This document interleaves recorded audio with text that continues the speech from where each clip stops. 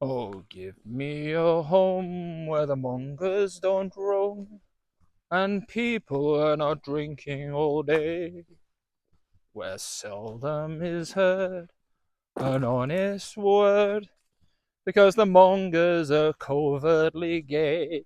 Well, I could sing all day, and I know you'd love it, but let's get on with the story. How not to be a failed expat, a miserable expat.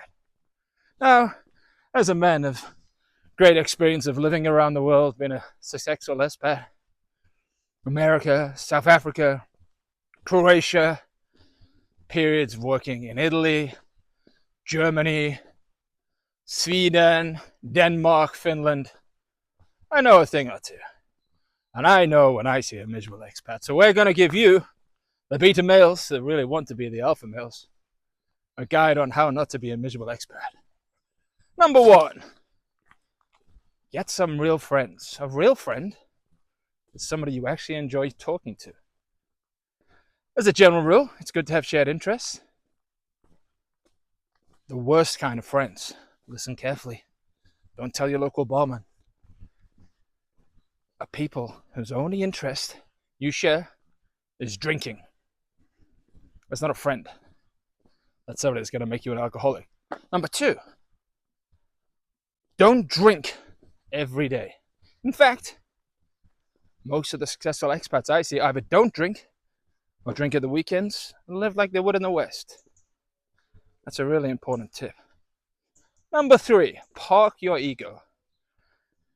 Now, people get away from their history and their background and the people that knew them growing up. So let's imagine you're just some fat baggage handler, has a very mundane and boring, lonely story.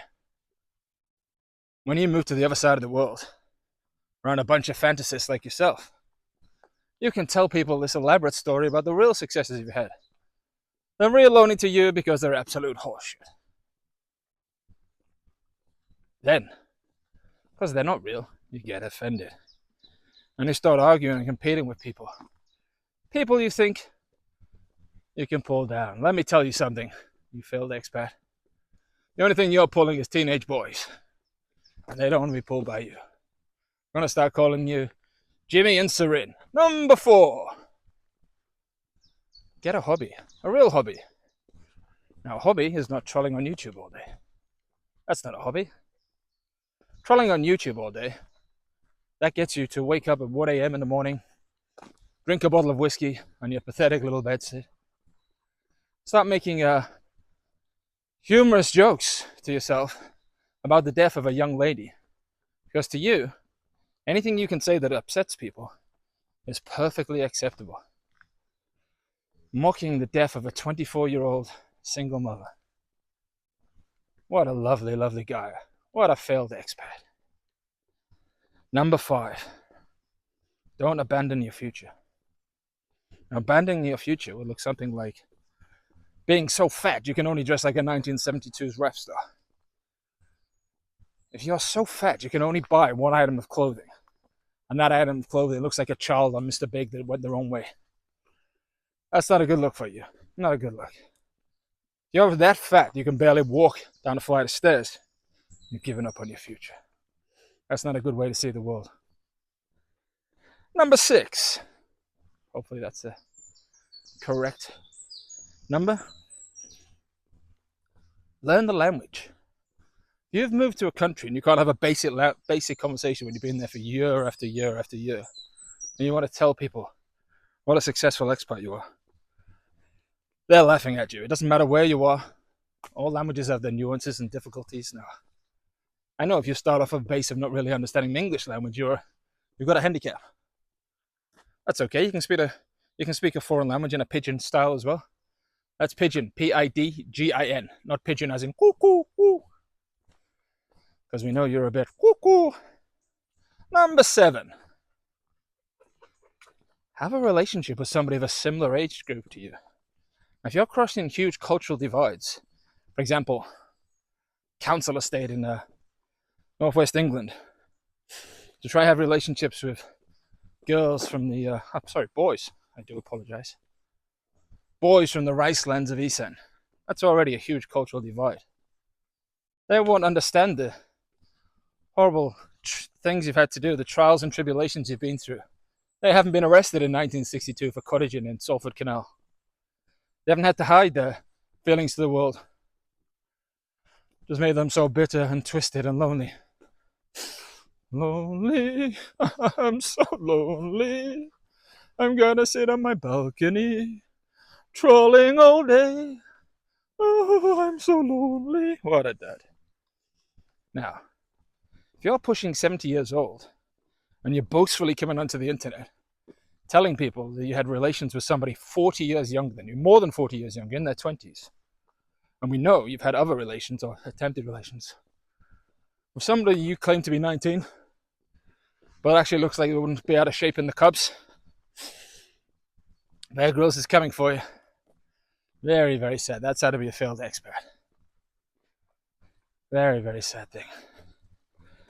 Number, I can't remember if we're 7 or 8. Let's just presume we're with 8. If we missed out 7, that's unlucky for some. Number 8. Oh, sorry. That little Lomo was getting lost. Number 8, learn the history and the culture of the country you're in. How can you be in a country and not really understand the basics of how the foundations of that country came together? Can't imagine somebody to go live in Thailand and not understand the basic histories of the population, the migration, the etymology, what happened with the linguistics. Language defines culture, and culture defines behaviors.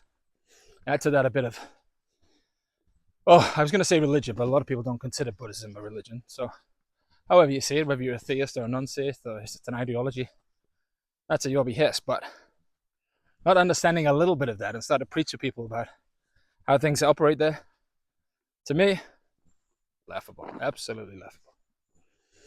Number 9. Have some positive intent in your life. The only goal you have in your life is to try to bring people down to your level. The Australians coined the term tall poppy syndrome. Got a lovely field of poppies over there, and it's just that one that's shining brightly, just above.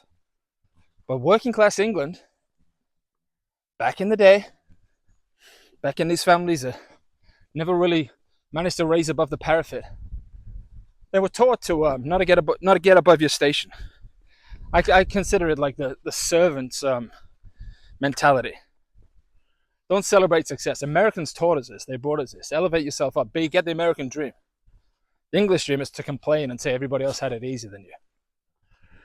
If your only intent is to stay at this base bottom level of morbid obesity, stupidity, ignorance, hate, failure, loneliness, is not to get yourself out of that, but to try to drag other people down to your bottom of the bottom of the bottom of the bottomless barrel, which is where you failed expats reside. You'll fail. Think about what you're trying to do. You couldn't even lift yourself up. You're not going to bring down people who are more stoic than stronger than you are. Number 10. Be honest. Don't lie about having relationships when you're a lonely old man. Don't lie about owning bars when it's never true. Don't lie about having a condo when you're renting.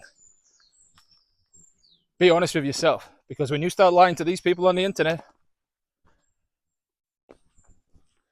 you're ignoring the realities of your life. You're ignoring what you need to do to improve it. You're pretending it's okay. You're lying to yourself.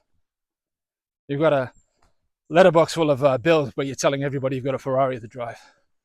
We know how it works. We've seen new bums before. Number 11, don't be an internet troll. The biggest mistake any of you failed expats make. You spend your life being internet trolls. Imagine moving from one worthless life to another, having no ability to lift yourself up, no ability to do good things. If you had all this time in your hands, you could help orphanages there. You could help soy dogs in Thailand. But no, you want to be a lonely internet troll that justifies your alcoholism, justifies your spite and your hate. That's all you have. You've got to remember, at the end of the day, when you turn off your computer and I look at it and see you, I just see this fat, gargoyle-looking, simple-minded fantasist trying to level himself up by attacking others. You know I never respect you. I'll never like you. I'll never be affected by you or influenced by you. The only influence I get from you is it motivates me to go to the gym, to walk up the hill, and to make the money, because your life is a misery. That's how not to be a failed expat. Have a great day, everybody.